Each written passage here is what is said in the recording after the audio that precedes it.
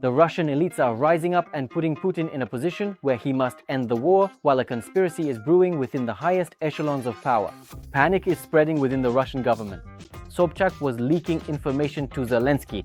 Solovyov is shouting about betrayal. Meanwhile, Russia's air defense is insufficient to cover all the gaps, and the training of new mobile fire groups almost ended with the denazification of the instructors. All this and more, watch in this episode. A conspiracy against Putin. The Russian leadership is leaking information to Zelensky. Solovyov stated that a conspiracy is brewing against the Russian dictator. Sobchak's correspondence has been leaked. Experts will explain how panic and betrayal are brewing in the highest echelons of power in Russia. Sobchak and her mother, Narusova. TV host Vladimir Solovyov picked up the topic of Ksenia Sobchak's leaked correspondence in the evening broadcast of Sunday evening on Russia 1. The propagandist used them to accuse the founder of Ostorozhno Media and her mother, Senator Lyudmila Narusova, of working for the traitors to the motherland, Alexei Navalny and his associates. Serving those who exist on money from foreign intelligence agencies, said Solovyov. Solovyov commented on Sobchak's leaked correspondence at the beginning of the Sunday evening broadcast, which, as the agency notes, had already aired in Russia's eastern regions. He did not mention her by last name, but from the context of his statement, it is clear that Solovyov was referring specifically to Sobchak and Narusova. Solovyov brought them up in the context of the NATO summit that took place this week in Turkey. The TV host mentioned Vladimir Zelensky's statement after the summit that Ukraine's desire to end the war is supported not only by its partners around the world, but also by people in Vladimir Putin's inner circle. How do they know that? Asked Solovyov. Because it turned out that an Israeli journalist has close ties with members of Zelensky's inner circle. They talk on the phone and leak information. In the leaked correspondence, let me remind you, there are exchanges of messages between Sobchak and the former head of the Ukrainian president's office, Andriy Yermak. And how should we react to this, when in the exposed correspondence it suddenly turns out that, in the interests of foreign agents, traitors to our motherland, Navalny supporters, and Navalny himself, an active senator of the Russian Federation and her daughter were acting, supplying information, verifying it, and serving those who existed on money from foreign intelligence services. Is that normal? Is that normal? Isn't that outright betrayal of our motherland? Solovyov exclaims indignantly. Solovyov stated that so much had been done for this family that they should have been indebted for life. However, in his opinion, they chose the path of betrayal, Solovyov noted. The TV host made a reservation, of course, if this correspondence and the conversation are genuine. In concluding his commentary, Solovyov suggested the existence of a conspiracy within Vladimir Putin's inner circle. What other information did they collect and pass on? About which other leaders of our country? What other assignments did they carry out, and from whom did they receive them? What kind of wording is that? There is someone in the inner circle. So is this a conspiracy? Solovyov exclaims indignantly.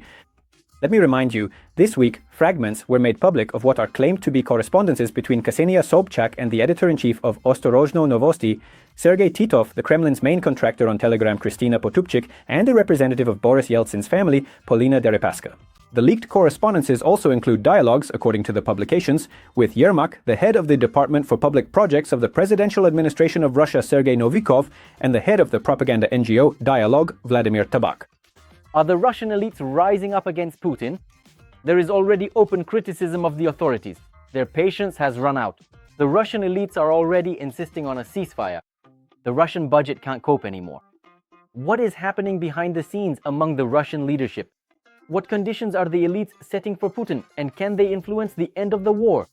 Expert Michael Naki will explain. Let's start with the public part.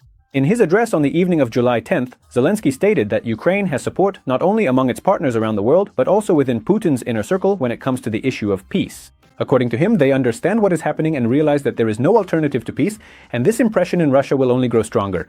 On the one hand, this is a form of public pressure, which could be nothing more than a psychological operation or pure fantasy on the part of Ukraine.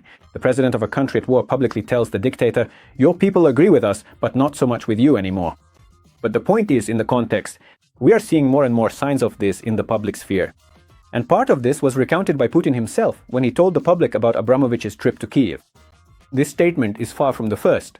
Back in June, in an interview with The Guardian, Zelensky said that half of Putin's inner circle wants the war to end because they understand that the Russian economy is on the verge of collapse.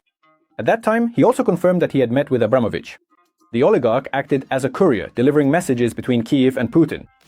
It turns out that Zelensky really does have a physical channel of communication with this very inner circle, with a specific name and apparently a specific schedule of meetings. When he talks about support within Putin's circle, he is, among other things, relaying the content of his conversations with representatives of this very elite. Zelensky's words are also almost literally confirmed from the other side of the front. A day before his address on July 9th, Reuters published a piece based on 3 sources close to the Kremlin. The headlines that followed were predictable. Putin is preparing for escalation, but the most interesting part is hidden in the middle of the text. A group of advisors suggested that Putin consider a ceasefire along the current front line. People from his inner circle, those with direct access to him, came to the dictator with a plan to stop the war. In essence, the very same plan that Zelensky publicly proposes and that Trump supports. Putin scolded them. According to the agency's source, he needs at least some kind of victory, and he considers the capture of Donbass a matter of principle. I've told you separately that Putin will keep blustering and promising to fight to the last Russian right up until the moment a decision is made. It's nothing more than noise. The very fact itself is telling. In the Putin system, people only come with a report about the need to stop when staying silent becomes more costly than speaking up, because everyone understands that you could run into serious trouble from losing Putin's trust to imprisonment or even death. These people know perfectly well how things end for the messenger who brings bad news. And yet they still came, because before that, as Reuters also reports, Putin had already been warned about a 6 trillion ruble hole in the budget, about the GDP, which began the year with a decline for the first time since 2023, about banks overwhelmed by a wave of defaults, including on loans issued to military factories. The advisors put these reports together and drew a conclusion that would be obvious to any reasonable observer, even if they support Putin's policies. Which, of course, raises the question of adequacy. There are simply no more resources to continue the war. And here's the crossroads. Putin's inner circle is pulling in one direction, Putin himself in another, and now the distance between them is measured not by the tone of meetings, but by public documents. Zelensky's address on one side and the leak to Reuters on the other. And on July 9th, a third and the most exotic document was added to these, an article in The Economist signed by a man whose factories account for almost 1% of Russia's GDP. Andrei Melnichenko, owner of Eurochem and Suez. A fortune of more than $20 billion, 8th place on the Russian Forbes list. Before the full-scale invasion, he lived mostly in Switzerland. After being sanctioned, he moved to Dubai and started spending much more time in Russia. Now this man publishes an essay in the leading journal of Western liberal mainstream about the post-war order in Russia, accompanied by a huge profile. Melnichenko was featured on the cover with a caption about a man who would like to change Russia. Let me emphasize, the war is ongoing. The sanctions against him have not been lifted, yet he gives a Western magazine dozens of hours of conversations about the country's future after the war. Separately, I have to say, Melnichenko is quite an asshole. Their glowing description of him in the magazine profile, in my opinion, is unprofessional and unworthy of such an important publication.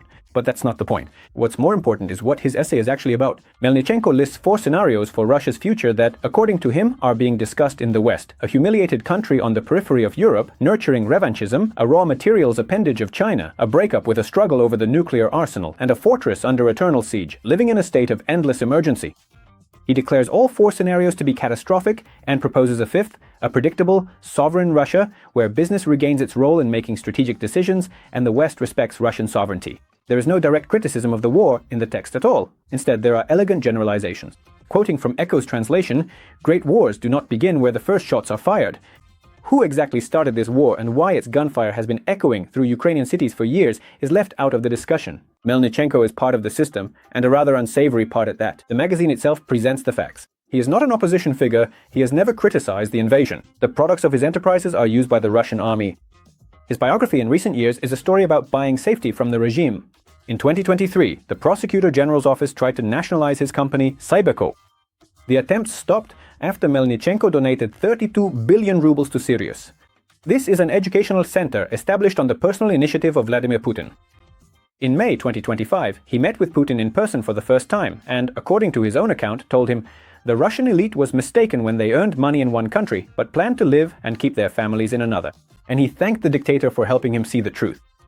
Putin, according to The Economist, enjoyed the conversation. Of course he did. A billionaire came to him and thanked him for the sanctions, confiscations, and the war, which opened his eyes. Such an awakening happens right on schedule when you suddenly see the light exactly at the moment your assets start getting taken away. But that's precisely why Melnichenko is interesting. A dissident who condemns the war tells us almost nothing new about the system. But a weather vane tells us something, it shows which way the wind is blowing. Melnichenko was always known for staying in the shadows, living like a global investor and deliberately avoiding politics. A person with such instincts only publishes a manifesto about post-war Russia in a Western magazine under certain conditions. He must believe that the war is coming to an end and that the bargaining for a place in the post-war order has already begun. He must believe that fighting for this place needs to be done publicly, over Putin's head, addressing the West directly. And he must believe that nothing will happen to him for doing so. Such confidence among people in his circle only appears when the autocrat's power has already begun to crack. or when the potential problems from Putin are not as frightening as the problems that will arise if current trends continue. The Economist, by the way, puts it exactly this way, just more politely. Melnichenko is not challenging the authorities, he is offering himself as an architect of change. But the changes he describes mean the end of Putin's one-man rule. The oligarch is publicly envisioning a Russia in which, at best, Putin is just one among many. Now, the main question, why have they all started stirring right now? The answer is simpler than it seems. The elites no longer have any way to justify this war to themselves. For them, there was at least some internal logic to it as long as the old contract was in place. You stay loyal, your property is untouchable. The war has burned that contract to the ground. Look at the dynamics of asset seizures calculated by the NSP law firm. In 2022, the state took assets worth 440 billion rubles from owners, in 2024, 690 billion, and in just 2025 alone, 3 trillion. That's a 4.5 times increase. In total, over 6 trillion rubles during the war. In March, Prosecutor General Gudzen reported at a board meeting in Putin's presence that as a result of lawsuits filed by his office, property worth more than 4 trillion rubles was transferred to the state.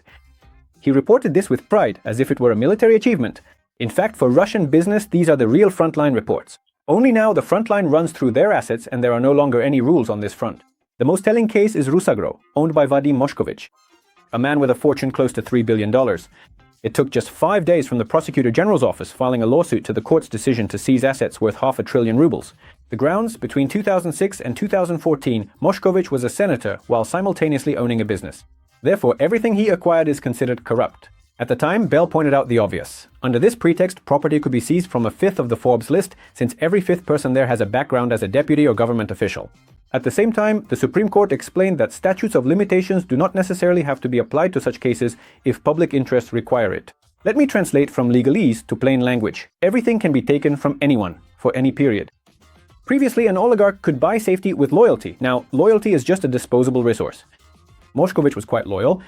Strukov from Usural Zoloto was loyal. The owners of Magva were loyal. It didn't help any of those mentioned. Melnichenko paid 32 billion for his safety. And judging by the article in The Economist, he fully understands that all he bought was a reprieve. His manifesto is an attempt to buy not just safety, but the future. He wants a sense of perspective here. Even if a particular oligarch hasn't been targeted yet, he reads the same fourth scenario that Melnichenko described in his essay. A fortress, an endless siege, a country like a military camp. In such a setup, private capital exists solely as a stockpile of resources to be mobilized. Sanctions have taken the West away from these people, and it was precisely there that they used to resolve their disputes, to the London court. The Prosecutor General's office is methodically taking Russia away from them, and the endless war guarantees that this process will continue. That's the whole mystery behind the elite's desire for peace. Conscience has never set foot here. It's all just accounting at work. But even this arrangement suits us, as long as there is as much pressure as possible on Putin to make him stop the war. At the end of my letter, I sincerely ask you to write to the administration of the President of Russia and convey my outrage to them. Not only was the national leader completely unprepared for journalist questions at the final press event, but they also made him stand behind some frivolous lectern instead of a solid podium. And the whole world saw how our unique strategic advantage, as Strelkov calls Putin after either Volodin or Peskov called him that, was nervously swinging his legs in response to the rather simple questions from the gathered correspondence. It just looked undignified somehow. The podium should conceal the sacred body of our irreplaceable leader at chest level, so that neither his nervous fidgeting nor his excessive gesticulation would disrupt the carefully crafted images and symbols built over decades, the image of a tough macho man, the darkest overlord, or the coldly sarcastic master of the world's fate. And to be honest, it would be even better if we weren't shown any of this at all, because otherwise we start to feel a vague sense of unease, despite all the bubbling optimism. As I understand it, Strelkov continues, by the time the Kremlin is ready to strike at enemy logistics, not just to intimidate but to actually destroy them, it will, as always, already be critically late. Meanwhile, we're busy holding so-called elections and the SPYF, both equally pointless imitations of useful activity, except that the elections cost much more than the favorite festivities in St. Petersburg. And for us, or rather for our indispensable and irreplaceable VIP officials, there's no time to worry about some bombing problems. Their villas and cottage communities are still reliably protected for now and are not a primary target for enemy strikes, mainly because our own troops are strictly forbidden from striking the homes and persons of our esteemed Kiev partners. And they, for now, just for now, mutually respect the right to life and wealth of our little Russian elite. Against the backdrop of constant Ukrainian drone attacks, Russia has decided to increase the number of fire teams. But there's just one problem. They are so inexperienced that not only can they not secure the skies, but during training, they almost denazified their own instructors. An expert will tell us how Russia is frantically trying to patch up its air defense problems. Well, why not focus on fighting the actual strikes instead of videos on the internet, you might ask? Russia is trying, but there are problems. As always, there's a shortage of raw materials and personnel. Z channels are publishing what they claim are footage of Russian mobile fire group exercises.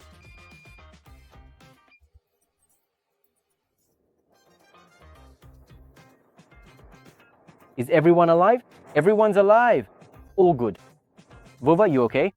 What about the car? The car. The Z community is actively commenting on the video. Warrior, remember, your main task in the MOG is not to accidentally hit your own comrades, 1-2 majors. The 4-barreled EKV 12.7 aircraft machine gun with a rotating barrel block, created for the Me-24, continues to sow death. Fortunately, this time there were no casualties, writes the Z channel, Balamut, the voice of real warriors. I have no questions for these untrained fools from the MOG who were never really taught anything meaningful, neither during their conscription nor during the 2 weeks of refresher training after signing the contract. The average level of training among the personnel is unbreakable, legendary, well known to everyone who wants to know, and raises no questions. The real questions arise regarding the professional competence of a whole group of officers, whom the motherland taught something for at least 5 years in military academies, because they should have been able to predict what we see in the video at first glance at the device being tested, but they did not. Here's the question. What exactly did our military education teach them? This question is being raised by the Z channel Rostislav DDD. Attempts to adapt aviation weaponry for use where it was never intended to work sometimes yield unexpected results, writes the channel Military Chronicle. This video once again confirms the lack of specialists in the units. Negligence and obscurantism are off the charts because people don't know even the most basic things, not even the simple physics of the process, notes Combat Reserve. Friends, I saw this even before the leak when no one else had seen it yet, so please, there's no need to flood my private messages. What can I say? A 12.7 caliber aircraft machine gun requires at least a bit of courtesy and brains. And yes, turrets need to be built intelligently, not just because you know how to weld one pipe to another, reports 13 Tactical. The guys put together a shooter but couldn't find a strong enough guy to handle it, comments Kiba's Signalman Diary. This is what happens when you make turrets using the dendrofecal method, jokes the Z channel NOP Sarana. A Lenin Prize to whoever came up with the idea of mounting the machine gun off to the side of the rotation axis, suggests a UAV developer. A quick reaction is very useful for an air defense officer, especially when it's still unclear who's causing more damage, the weapons or the young soldier, jokes Dmitry Kononikin. In any unclear situation, squat down, recommends the Z channel Time to Go Home. All in all, this video really did go viral. At first I thought this wasn't Rossetti, but no, there's just too much evidence that it's true. And you can only imagine how many such videos and real situations there are that weren't caught on camera, where, as they say, a soldier's comrade didn't manage to dodge in time. In this case, unfortunately, the soldier of the occupying army managed to squat down in time. And that's all for now. Don't forget to like this video and subscribe to this channel. We'll talk again soon.